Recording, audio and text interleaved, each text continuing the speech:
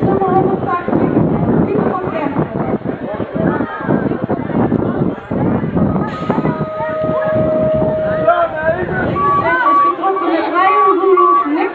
Etienne van Enge, Stef van Doren, Paul Thijssen, Sam Sutman en Gijs Vliegen.